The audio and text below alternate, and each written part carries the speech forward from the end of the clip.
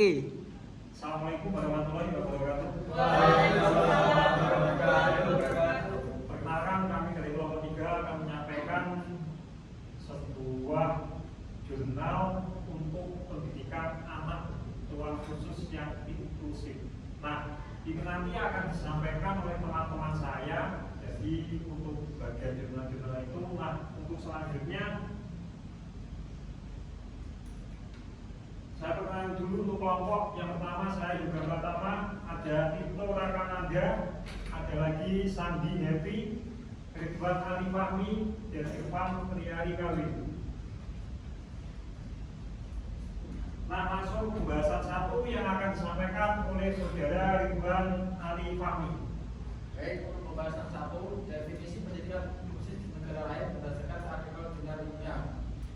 Definisi pendidikan inklusif di Finlandia menawarkan kesempatan belajar yang sama untuk semua dan berusaha untuk meningkatkan individu dan pengembangan setiap siswa. Aspek kunci dari sistem pendidikan Finlandia adalah pendidikan khusus dan fleksibel. Untuk memastikan peluang yang sama, tindakan memainkan peran kunci, fokusnya memberikan dukungan sedini mungkin untuk mencegah munculnya dan pertumbuhan masalah. Ada 3 kategori dukungan: dukungan umum, dukungan intensif, dan dukungan khusus. Setiap orang berhak atas dukungan umum, dan itu adalah bagian alami dari pengajaran sehari-hari. Dukungan intensif dan dukungan khusus didasarkan pada penilaian yang cermat dan perencanaan jangka panjang di tim multi profesional. Mengembangkan pendidikan inklusif, menekankan peran serta guru dalam pendidikan guru.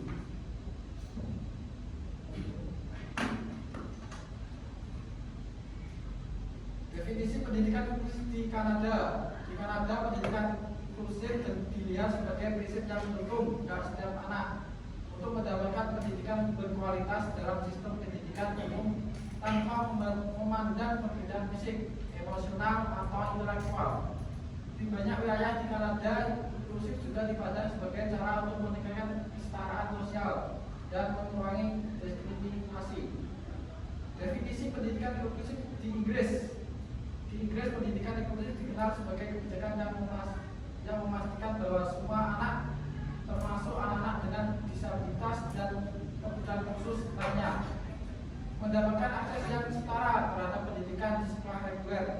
Inggris memperkenalkan kebijakan ini melalui pendekatan yang lebih menekankan pada adaptasi kurikulum dan pelatihan guru untuk memenuhi berbagai kebutuhan siswa. Untuk pembahasan 2, prinsip-prinsip pendidikan inklusif yang umumnya diterima oleh komunitas pendidikan dan spesialis pendidikan inklusif, dan menggali lebih dalam tentang konsep partisipasi dan interaksi dalam pendidikan inklusif. Prinsip-prinsip pendidikan inklusif adalah panduan dasar yang digunakan untuk menciptakan lingkungan dan belajar yang mendukung keberagaman dan memastikan bahwa semua peserta didik tanpa memandang latar belakang atau kebutuhan khusus dapat mengakses ke pendidikan yang berkualitas. Prinsip-prinsip ini umumnya diterima oleh komunitas pendidikan dan spesialis pendidikan inklusif. Berikut adalah prinsip-prinsip utama yang sering dijadikan acuan. 1. Aksesibilitas. 2. Keadilan dan kesetaraan. 3. Keterlibatan dan partisipasi. 4. Berfokus pada keberagaman. 5. Pendekatan berbasis kekuatan. 6. Kolaborasi. 7. Pengajaran yang diperbedakan. 8. Penghargaan terhadap kemandirian.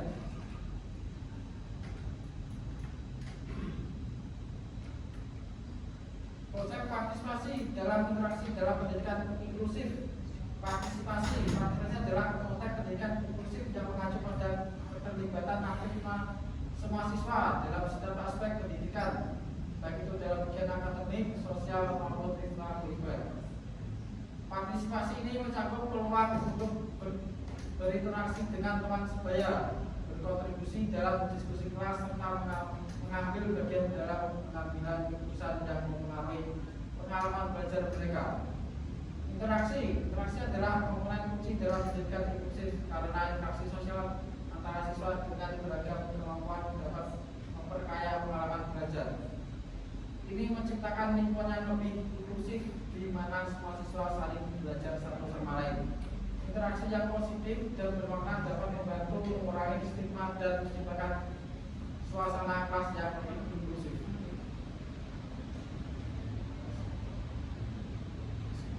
Untuk pembahasan ketiga akan disampaikan oleh rekan saya. Pembahasan 3, menelusuri perkembangan awal gerak inklusi dan perubahan pandangan terhadap pendidikan untuk semua. Perkembangan awal gerakan inklusi di Indonesia mulai dengan kesadaran akan pentingnya memberikan pendidikan yang setara bagi semua anak, termasuk mereka yang memiliki kebutuhan khusus. Salah satu tonggak penting dalam gerakan ini adalah Deklarasi Bandung yang dihasilkan dari Konvensi Nasional pada tahun 2004. Deklarasi ini menegaskan komitmen Indonesia untuk menuju pendidikan inklusi yang bertujuan untuk memberikan hak pendidikan yang sama bagi semua anak. Tapi memandang kondisi fisik, mental, atau sosial mereka, kegiatan ini semakin memperkuat gerakan inklusi dengan menekankan pentingnya akses pendidikan yang berkualitas bagi anak-anak berkebutuhan khusus.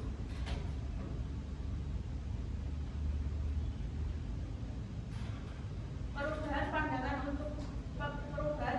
untuk semua pada tahun 1990, Deklarasi Dunia tentang Pendidikan untuk Semua di Jorvin, Thailand menegaskan komitmen global untuk memastikan bahwa semua anak, termasuk mereka yang memiliki kebutuhan khusus, mendapatkan akses ke pendidikan dasar. Selain itu, pendidikan inklusif sebagai standar pendidikan inklusif ini dipandang sebagai norma, bukan pengecualian. Konsep ini menekankan pentingnya integrasi anak-anak berkebutuhan khusus ke dalam sistem pendidikan reguler yang tidak hanya memberikan akses tetapi juga mendukung perkembangan sosial dan akademis mereka. Dan adanya kebijakan dan implementasi di Indonesia, kebijakan pendidikan inklusif mulai diterapkan secara resmi dengan peraturan yang mendukung penyelenggaraan pendidikan bagi semua anak, termasuk mereka yang memiliki kelainan atau potensi istimewa.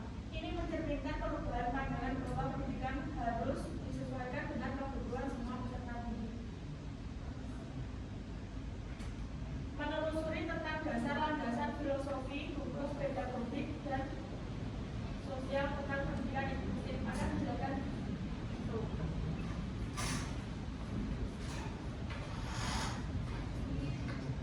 Pada pembahasan 4, menelusuri tentang dasar landasan filosofi, hukum, pedagogik, dan sosial tentang pendidikan inklusif.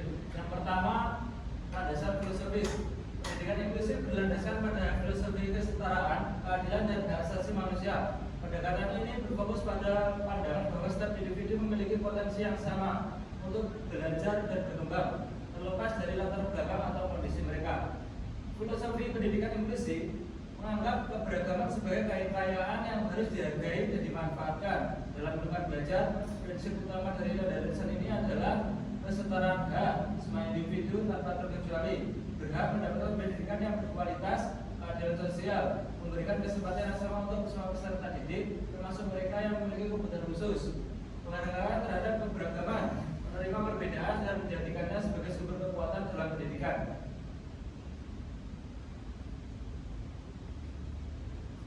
Untuk yang kedua, landasan hukum. Landasan hukum pendidikan inklusif berkaitan dengan berbagai undang-undang dan kebijakan yang menjamin hak pendidikan bagi semua anak, termasuk anak dengan disabilitas. Beberapa peraturan penting yang mendasari pendidikan inklusif di Indonesia antara lain: pertama, Undang-Undang Dasar Nomor 20 Tahun 2003 tentang Sistem Pendidikan Nasional, yakni mengatur tentang hak setiap anak untuk memperoleh pendidikan, termasuk anak dengan kebutuhan khusus. Yang kedua, Undang-Undang Nomor 8 Tahun 2016 tentang penyandang disabilitas, yakni memberikan perlindungan hukum terhadap penyandang disabilitas dan mengatur tentang aksesibilitas termasuk dalam pendidikan. Yang ketiga, Peraturan Menteri Pendidikan dan Kebudayaan Nomor 70 Tahun 2009 tentang pendidikan inklusif, yakni mengatur tentang pelaksanaan pendidikan inklusif di sekolah-sekolah umum. Yang keempat, Konvensi hak penyandang disabilitas yang diadopsi oleh PBB yang menyatakan bahwa setiap orang berhak untuk mendapatkan pendidikan tanpa diskriminasi.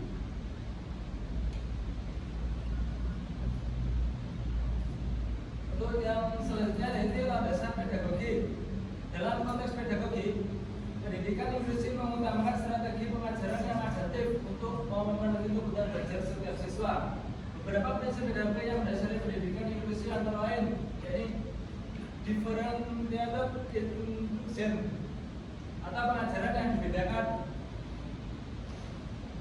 Guru menyesuaikan metode dan materi ajar untuk memenuhi kebutuhan individu peserta didik, baik dalam hal kecepatan, daya belajar atau dukungan tambahan yang diperlukan.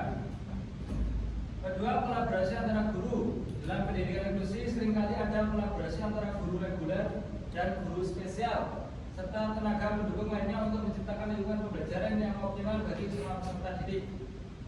Selanjutnya, penggunaan teknologi dan alat bantu. Dengan menggunakan teknologi dan dapat digunakan untuk mendukung pembelajaran bagi peserta didik dengan kebutuhan khusus, misalnya perangkat lunak khusus atau alat bantu lainnya. Selanjutnya, pendekatan holistik, yakni fokus pada pengembangan seluruh aspek peserta didik, tidak hanya akademis tetapi juga sosial dan emosional. Yang nomor 4 yaitu landasan sosial. Pendidikan inklusif juga berakar pada pemahaman sosial tentang penerimaan, penghargaan terhadap keberagaman, dan pengembangan solidaritas sosial. Dalam konteks sosial, pendidikan inklusif bertujuan untuk menciptakan masyarakat yang lebih inklusif dan terbuka, di mana setiap individu dapat berpartisipasi penuh tanpa diskriminasi. Beberapa poin penting dalam landasan sosial pendidikan inklusif adalah: pertama, pemberdayaan sosial. Sini pendidikan inklusif memungkinkan peserta didik dengan kebutuhan khusus untuk berpartisipasi secara penuh dalam kegiatan sosial dan pendidikannya. Selanjutnya, mengurangi stigma dan diskriminasi. Melalui pendidikan inklusif diharapkan dapat mengubah pandangan masyarakat terhadap penyandang disabilitas, mengurangi stigma dan menciptakan budaya saling menghormati. Yang ketiga, keterlibatan keluarga dan komunitas. Di pendidikan inklusi melibatkan peran aktif keluarga dan masyarakat dalam mendukung perkembangan peserta didik dengan menciptakan lingkungan yang ramah dan inklusif di luar sekolah.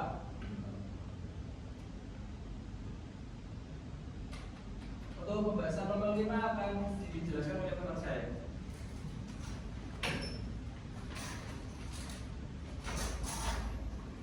Akan dilanjutkan untuk pembahasan kelima, meneliti hak asasi manusia dan bagaimana hal ini terkait dengan pendidikan inklusif dan mencari bukti untuk empiris tentang kemajuan dan peningkatan hasil belajar peserta didik dalam konteks pendidikan inklusif.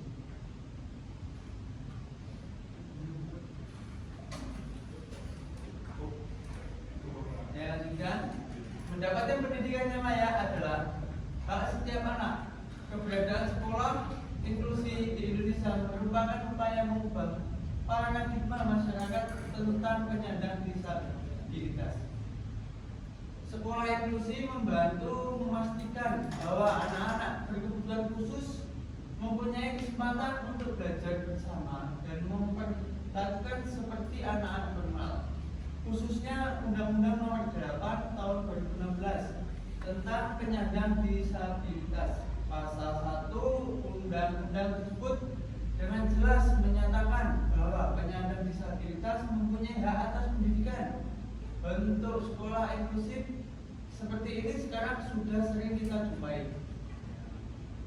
Pendidikan luar biasa inklusif bertujuan untuk menjamin seluruh anak berkebutuhan khusus terdidik secara efektif pada fasilitas khusus sejak usia dini hingga sekolah menengah guna mencapai perkembangan maksimal setelah tamat sekolah sebagai prasyarat kehidupan bermasyarakat.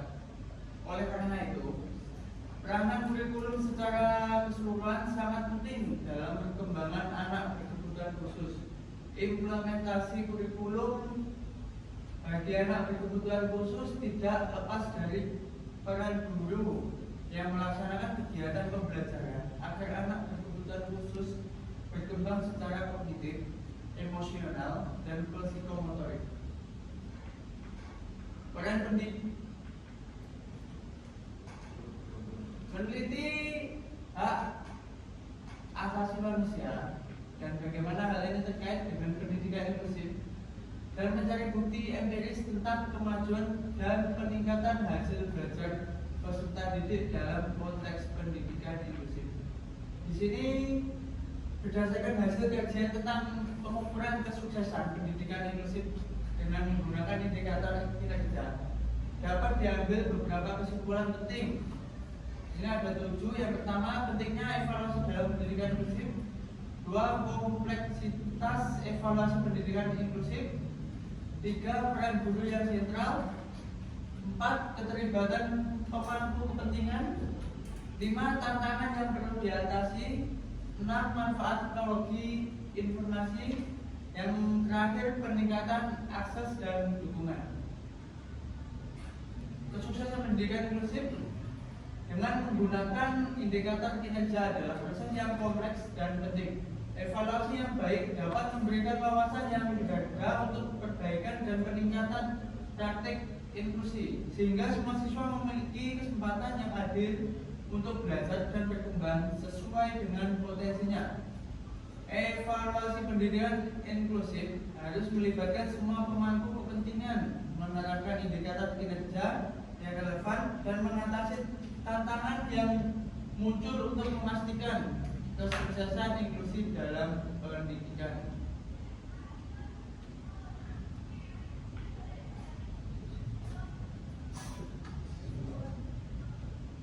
Untuk kesimpulannya, secara keseluruhan, pendidikan inklusif bertujuan untuk menciptakan lingkungan belajar yang adil dan setara bagi semua individu, mengakui dan merayakan perbedaan, serta memberi kesempatan yang sama untuk semua anak, termasuk yang memiliki kebutuhan khusus. Hal ini sudah diperkuat landasan hukum, landasan sosial, dan lain-lain. Sekian, saya kembalikan ke moderator. Di pos 16 menit. Baik, terima kasih. Itu yang dapat kami sampaikan dari kelompok 3. Mungkin ada yang mau bertanya dari hasil diskusi yang kita sampaikan hari ini. Baik, apa Mas? Dari pemaparan PowerPoint yang kelompok 3 presentasikan, yang saya ingin tanyakan adalah apakah pendidikan inklusif di Indonesia dengan pendidikan inklusif di negara lain itu berbeda? Bila berbeda, apa saja yang perbedaannya? Terima kasih. Baik, akan langsung saya jawab untuk pertanyaan dari Mas Danur. Untuk pendidikan inklusif di Indonesia, apakah berbeda dengan pendidikan di negara lain dan apa saja bedanya? Nah, untuk pendidikan inklusif di Indonesia memang memiliki perbedaan dengan negara lain, terutama dalam hal kebijakan, implementasi, dan budaya. Nah, untuk contoh perbedaannya, yaitu yang pertama antara lain adalah SDM pendidik atau guru atau pendidik yang melakukan pendidikan di pendidikan ABK. Kalau di Indonesia, tidak semua guru mendapatkan pelatihan khusus untuk menangani anak berkebutuhan khusus. Kalau di negara lain, seperti di negara maju, Australia, Jepang, itu mendapatkan pelatihan khusus yang bagaimana mereka mempunyai teknik dan diferensiasi untuk menangani siswa-siswa ABK tersebut. Untuk yang kedua yaitu masalah fasilitas dan infrastruktur. Nah, kalau di Indonesia, sekolah inklusif di Indonesia seringkali tidak memiliki fasilitas yang memadai. Jadi asal ada saja atau dikumpulkan anak berkebutuhan khusus di sekolah tersebut. Kalau di negara lain atau di negara maju, fasilitas pendidikan inklusif biasanya dirancang dengan baik atau didefinisikan bagaimana tujuan pembelajaran itu bisa tercapai. Untuk yang ketiga yaitu masalah dukungan pemerintah dan masyarakat. Kalau di Indonesia, dukungan pemerintah masih berpusat kepada sekolah-sekolah tertentu atau sekolah istilahnya sekolah umum. Kalau di negara lain itu dukungan pemerintah cenderung rata, bahkan sampai ke komunitas lokal itu mereka juga ikut mendukung untuk pendidikan atau keberlangsungan sekolah untuk anak berkebutuhan khusus itu. Jadi kesimpulannya, perbedaan utama terletak pada infrastruktur pelatihan guru dan dukungan serta budaya dari masyarakat. Mungkin itu saja yang dapat saya sampaikan. Mungkin ada komentar lain. Terima kasih. Cukup. Jadi itu yang dapat kelompok kami sampaikan. Ada kurangnya kami mohon maaf. Saya akhiri. Wassalamualaikum warahmatullahi wabarakatuh. Waalaikumsalam.